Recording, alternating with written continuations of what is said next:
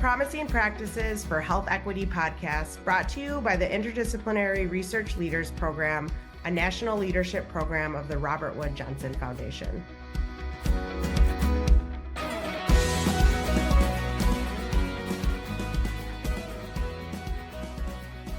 Hello and welcome back to Promising Practices for Health Equity, the podcast created by the Interdisciplinary Research Leaders Program, affectionately known as IRL.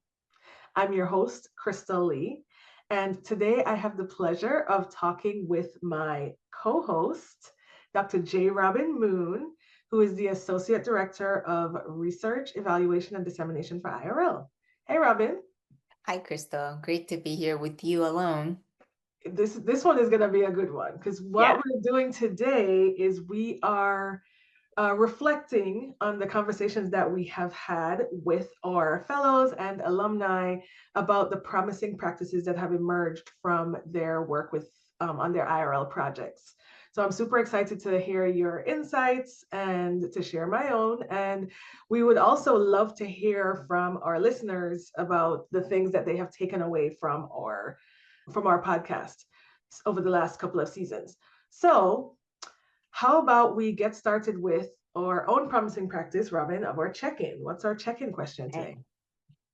Our check-in question is, when was the last time or a recent memory where somebody gave you gratitude? Somebody thanked you for something? I was sharing with you earlier that, giving gratitude to something and other people, super important, but also what really keeps us mentally fulfilled and healthy is to hear others thank you. It's a very interesting insight that, for me, that I didn't really think about it. So I am usually that voice in strategy meetings or whatever. I am the one who says, no, that's not going to work. And I hope I'm getting better. I've been getting better over time to say it nicely, say it differently, and more asset-based. Just recently, one of my colleagues thanked me for being their voice, which is not necessarily always comfortable. It's true. It's not comfortable, that I would voice it anyway with grace and positivity. So that really, because I'm always self-conscious when I do voice, and I voice it anyway because I have a strong personality. But I always second guess myself and did I say it? How maybe I should have said it differently? But that person thanked me for it, and that really reassured me for my usefulness. Yes. Yeah. How about you? I actually have a very recent example. I had a birthday recently. Happy birthday! And one of my very close friends sent me a text message that was paragraphs and paragraphs. Love getting those. And I'm not going to read the whole thing because then I'll probably just cry.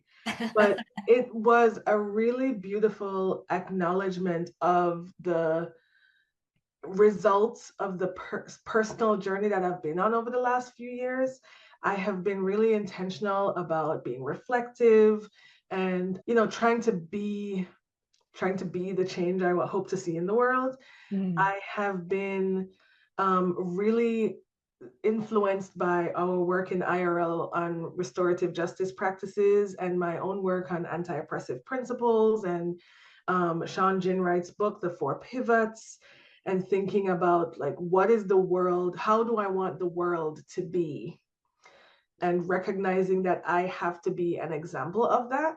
I have to start behaving as if that world already exists.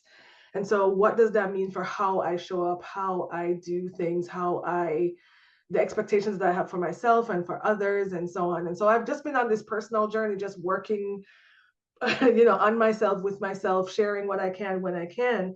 And her message to me was one that was really acknowledging the work, the impacts or the results of that work that I've been doing with myself.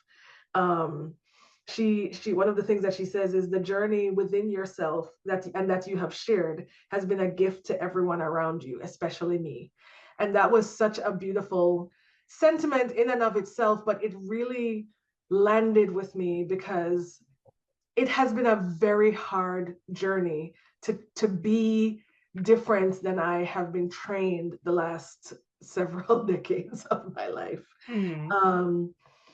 It has been quite a shift, and it has not been easy, and it has been there's been moments of friction within myself and then with others, who expect me to be a certain way because of how I've been in the past. And so it was just, without getting into too much of it, I was really grateful for the acknowledgement that the work that I am doing and trying to be a better person is being reflected in the way that I'm showing up with my friends and my family and my community. So that was super helpful. Thanks for that question, Robin. That was got me to go pretty. You want to keep going? I do not. I do not. The Well, listeners don't want to hear me cry. you must feel very seen. 100%. And then she by you. 100%. Okay, 100%. I that was was a really great question. grateful for Let's that. do it again another time. Let's do it again another time. Yeah. So how about we? And thank you for sharing your reflection as well. Let's jump into the conversation, thinking about season 2 being an exploration of the promising practices that have emerged from our fellows and alumni research projects. Tell me what you think, what has been like a primary or major takeaway for you from season 2? Yeah, thank you. The season 2, every episode, I feel like we heard the same confirmatory statement and call out, like a call to action for our communities, which was remarkable. And we've been saying sort of the same thing since season 1, which is relationship is everything. Nothing will move forward, nothing will stick, nothing will stay around without having built the relationship time and again. So that was pretty remarkable. And I know that within IRL, I'm not the only one, but I certainly have said this a lot, which is, our work can only move at the speed of trust. And now almost every episode, somebody says it. So it just like really helpful and resounding and confirming to be in this community and hear that over and over again. And like they're telling us this is how it works. This is how you make something grow. It's from like if you're a gardener and I am too, to an extent, like we know when we do experimentation with growing something, we know, oh, this is working and that's not working. Like I feel like that's what we're hearing, and we're hearing what the evidence-based world would call like, repeatability and then generalizability. So it's the relationship. And that's one. And the other piece is just intentional putting of the community first. Community first, community, center the community first. They come first. And these are not, from what we know, these from whatever the societal trends and expectations, that's not the default. The default of our community, this is society, is a merit-based merit, a very specific kind of merits, right? Based like a school degrees, a number of amount of grant that you've gotten, or number of years of whatever experience, but no community. So that's the default. But like what we heard is going against the grain to put the community in the center and in the lead. That's what works, is what I think we heard from every episode's guest. So I'll stop there and see if you agree to that. Yeah, no, I definitely agree that the overarching themes of this season have been primarily the importance of relationship, of community, and of trust. I agree with you. Those 3 things have really been clear to me as kind of an outsider to the research world. It's actually a unique perspective based on my experience, in my doc program and all the, academic engagements that I've had, and I work at a university. So it's, we hear about community engaged research and so on, but I have heard about community engaged research differently from our fellows. And what have you heard from, like, before? What is a community engaged research, and what have you heard from our fellows? Yeah, so my understanding of community engaged research prior to this was like you just do the research in the community. You want to learn about the community, you go to the community, you get the information, you do the surveys, you may do a focus group if you're qualitative minded, or interviews or whatever, but it's always been like with the priority being on the research and the information that is gathered.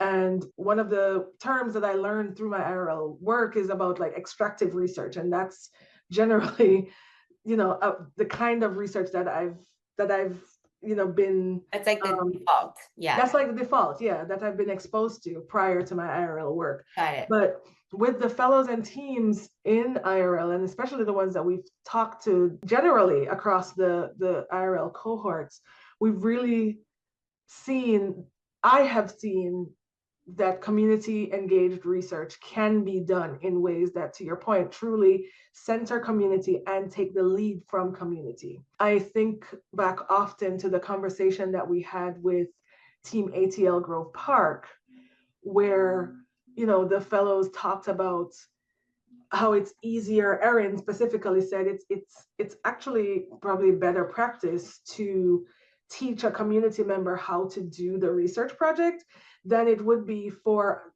them as the researchers to be taught how to be part of this community. It's just never going to happen within the limitations of a research study and a research project. And when she said it, it makes perfect sense, but I don't know why that's the first time I've heard it put that way. And so, yeah, so that's just one example of the difference in my understanding of research that prioritizes the community, and how it can be done. Yeah, I think that's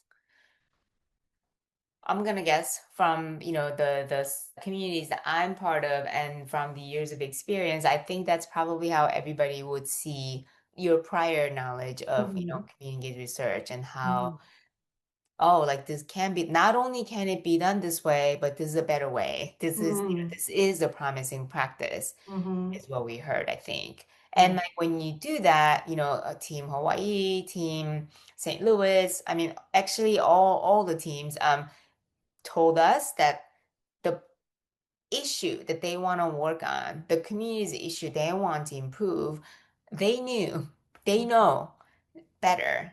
It's not something that the researchers from outside bring in as like, this is what you should work on. And this is, by the way, also what my research grant approves me to do, right? They know. And that, like the true meaning of sustainability, because sustainability of what? The object of sustainability is the question here. That like a community sustainability in health and culture of health, they know. And I think that we've heard loud and clear. And like the podcast guests are the confined a group of people that are listeners here, but we also heard from many more teams in person and otherwise, right? Within IRL, that is what makes it work. So that was really consistent in my learning through the season 2. Yeah. I also for myself, like one of the things that I was looking forward to from season 2 was to see a different way of doing research, right? To find out what have our teams been doing and how can that inform how we do things differently moving forward. So I wonder if you are willing to share what your thoughts are about like the impact of the season 2 of the podcast and how you see it. What are the implications for what we've discussed these last few weeks? Yeah, really important question. We've mentioned this to our listeners before, but I will repeat that our podcast is a project, one of the ambitious projects that National Program Center of IRL has embarked on as part of our 10-year learning dissemination. So podcast is one. We have other written, publishing products coming out and other audiovisual products coming out. So this is really it's called Promising Practices, the name of our podcast. We wanted to know what we can contribute to the community of evidence-based, if you will, in public health, the promising practices. The the implication is, and we said this in earlier episodes also, like we haven't heard a single mentioning of a methodology or standard error, odd ratio, like the likelihood of like, whatever the sample size, like those researchy Yeah. terminologies and how they might define the success and promise of their work through those terms, which is like kind of astonishing to me if you think about it, because I mean, we had our fellows who are like good, 2/3 of our fellows are researchers. They like Yeah. as in academic researchers Yeah. whose success has been defined for them. Yeah. Those numbers, quantifiable, those number things are how you get assessed for, being a successful researcher. They have not mentioned a single word, such as those, researchy terms. So to me, that's pretty astonishing. And that also made me wonder, okay, so all these published articles and what we call evidence-based, like strong evidence or whatnot, like none of these talk about relationships. If it's really the most important foundational thing that we heard without exception as a promising practice, why is it so hard to find in the existing evidence base that is a must, like a key ingredient? If you're gonna make key lime pie, you need to have lime, like that kind of thing, like the necessary ingredient. So I really feel so proud that we have this podcast to share with the world, to like make that, to contribute to shifting the narrative. This is actually important. Like our mental models in our Western and elitist, of which I'm part, world would say, like, these are the things you need to have for successful community engaged research or research in general. We're saying, no, actually, that is not what we're hearing. Here we are trying to shift that mental model. Yeah. So to me, it goes back to changing the mental model. And I think that we contribute that way. Yeah. I agree 100%. I really do very often go back to some of the lessons that I've learned from Luce Ortega of Storytellers for Change, specifically around how systems are built and how they're based on mental models, and that mental models come about as a result of narratives that are built on stories that are told over and over and over again, right? And so there is a story that has been told and structures that have been built upon research that is defined in the way that we always hear about research, right? Yeah. Numbers are important. Yes, the stories are fine, but we really want it to be quantifiable. Stories are cute. That's stories are touching. yeah, they're cute. And I know that's so sweet, but is it really research? And the answer is yes, it actually can be, solid, like you said, generalized, like well conducted, usable research, impactful research, giving folks the opportunity to tell their stories from a place of relationship and community, going in with a lens to really do what the community needs, as opposed to get what you need from the community and then go about your business once the funding source is done. I think we have really highlighted a different way that research can be done. And I think, to your point, our next step, and one of the things we're trying to do with this podcast, is to highlight those stories, right? And to kind of set up an example of that other folks can follow, to shift their practice, to shift their research practice to approaches that prioritize and center relationship, community, and trust. And I think that if that's the only thing that comes of this podcast, I will consider it to be a win. And I hope that, yes, and I hope that our listeners include policymakers and funders, and in the way that they, or you listeners, think about, what's the most impact I can make with this amount of money that we're giving. How would you measure that? How do you measure, the impact for, from a program like this? And also think about how I think that there's a mistake that gets made sometimes, in thinking about systems thinking. Like it has to be all about systems. It's not individual, not lifestyle. When we talk about nutrition, for example, it's not lifestyle, but it's a system. Mm-hmm. Like one does not happen without the other.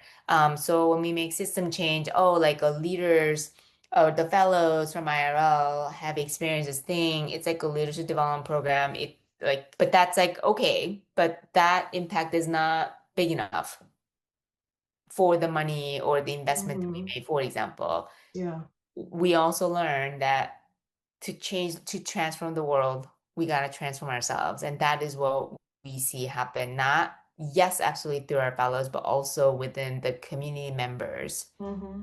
That's part of the research process. That's why it's called community engaged research, Mm-hmm. not secondary data analysis. Mm-hmm. So that part, the impact that can grow from individual transformation into the community. That's also what we see, and that's also something that can change existing mental models. And I really hope that policymakers and funders and others who can help shape the landscape of community research would Yeah. consider that. Wow. Lots of things to think about to think about in terms of how we do this work differently.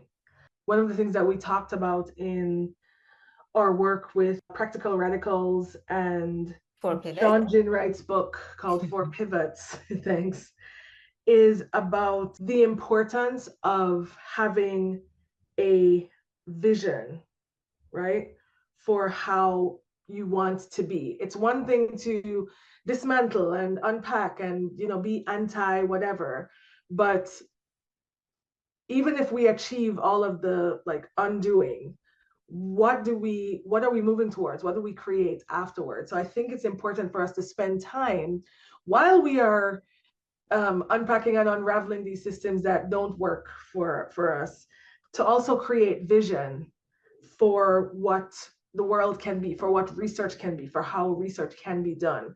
And I think that the lessons that we've taken from season 2, the promising practices that have been shared by our fellows, do, for me, create a new way of seeing how research can be done, can be executed, how communities can be prioritized in the process. And so I think that if we take stock of what has been shared this last season, we will have a pretty good picture of how things can be different. I wonder, though, how do we then promote or amplify the work, right? How do we promote and amplify the voices that, to your point, Robin, have always existed? Maybe we just haven't been hearing them, haven't been listening. Luce says that there are no untold stories.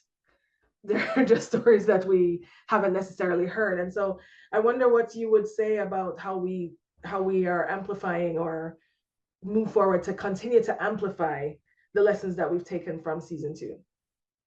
Well, that's my personal role professionally and personally, they're not really separate. And as specifically for this podcast as well, we are the co-hosts. We amplify the voices. And that's sort of a preview of season 3. So we're gonna go talk and visualize what the future could look like, with the promising practices that we have learned from, right? And it's, the whole neuroscience manifesting. I might be in the world, I hear it all the time, and I certainly try to visualize. But one of the first steps is to visualize yourself, not only just think about it, but visualize yourself as if you've already achieved whatever it is you wanted to achieve. Like, I want to be a billionaire, or I want to become a whatever medical doctor. I don't, but I'm just saying. Like, what does that feel like? Like what are you thinking about in that? Like that you are actually in the visual. I think that this works exactly the same way. Like what you're talking, like not just anti this and that, getting rid of these bad things, but like when we go into the future that we want, what does that look like? What does that feel like? Who's in it?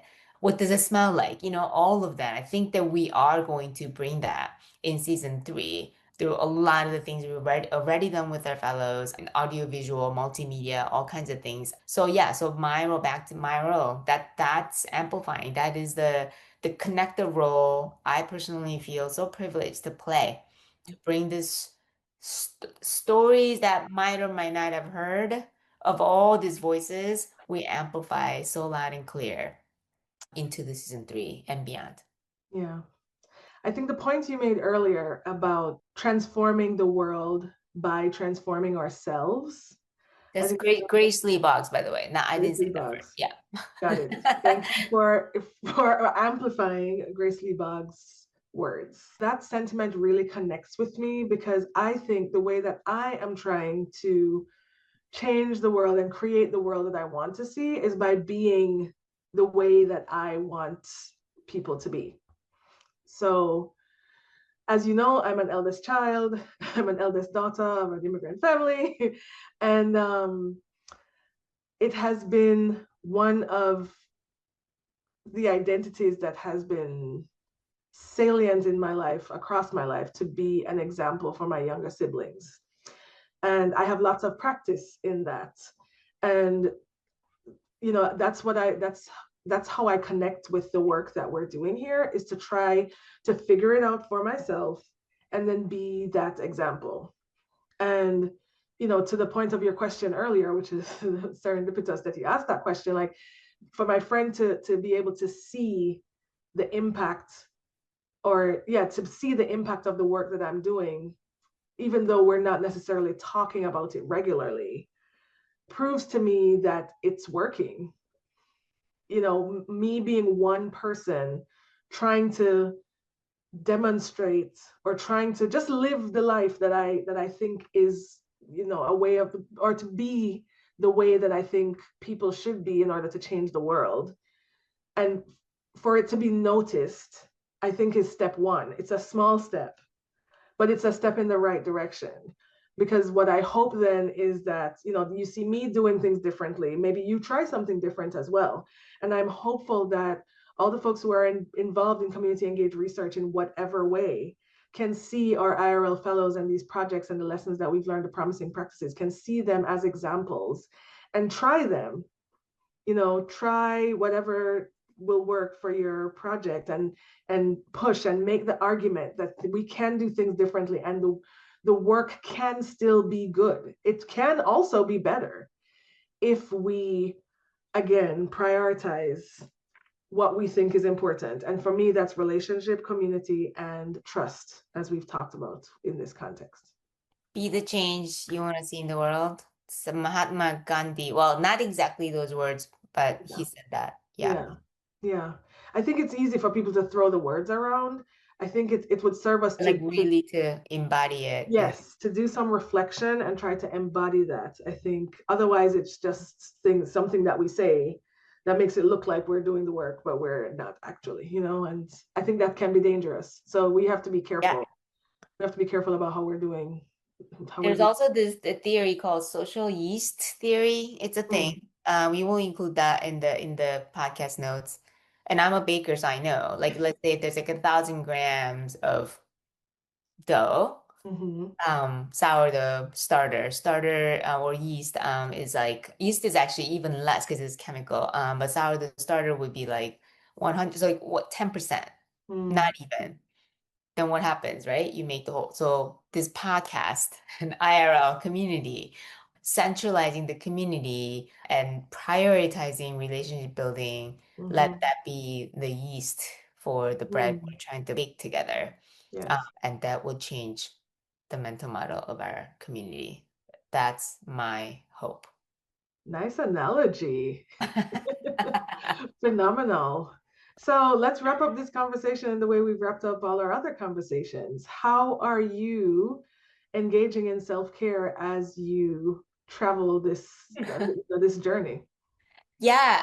I've been traveling a lot and internationally, and I'm not done yet. And I'm at menopause. So sleep is already a big risk to my health. So I prioritize my sleep. I yeah, there's really nothing I wouldn't do actually to keep my sleep hygiene. And luckily it's been working, and it still takes me, like, it used to take hours for me to get over like jet lag or whatever, soreness or whatever. Now it took days, and now it takes weeks, and it's gonna soon take months. So the sleep is really important. It still takes time, but I'm really, really loving my sleep time. Yeah. That's a big ingredient for my health. How about you? Awesome. Well, I do have my challenges with sleep as well, but I think for me, the thing that I'm working on now is setting and maintaining boundaries. And that's Hey. not not necessarily as something that I, really just owned recently. Is the boundaries are not actually for others. The boundaries are for myself. What am I saying yes to?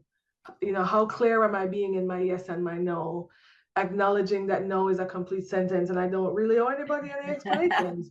And, I say that with respect. It's not, but to transform the world, I have to transform myself, and I have to learn to be different. A burned out crystal is no good to anybody.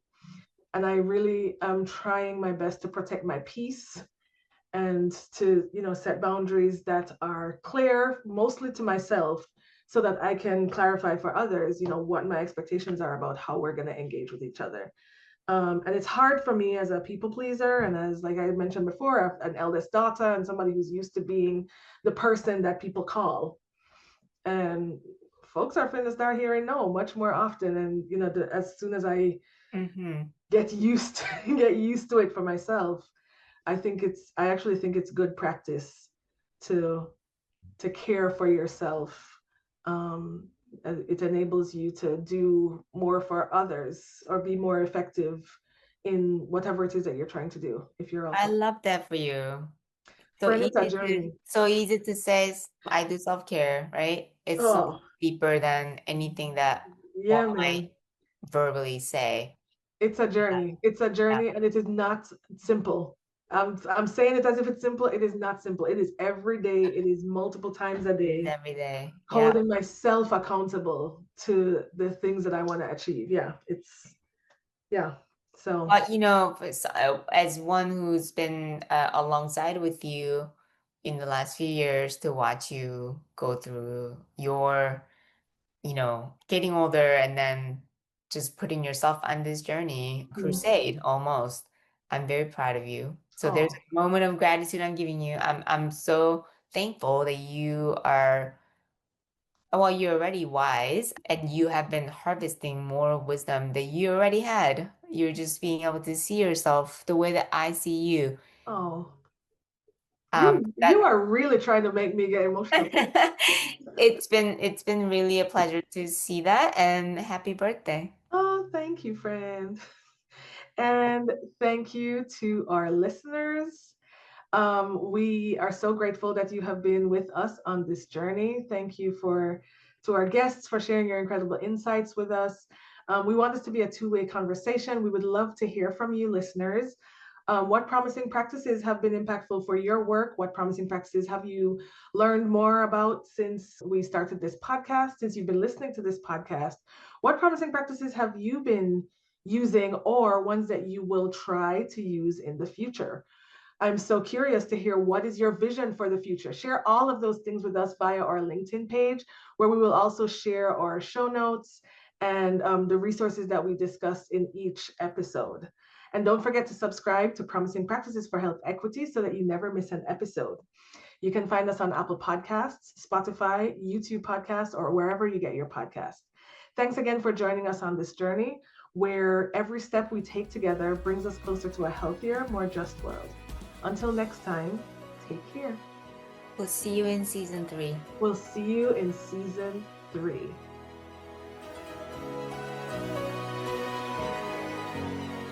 Promising Practices for Health Equity is produced by the Interdisciplinary Research Leaders Program, a national leadership program of the Robert Wood Johnson Foundation. A special thanks to our guests, our production team at Studio Americana, and to you, our listeners, for being a part of this important conversation.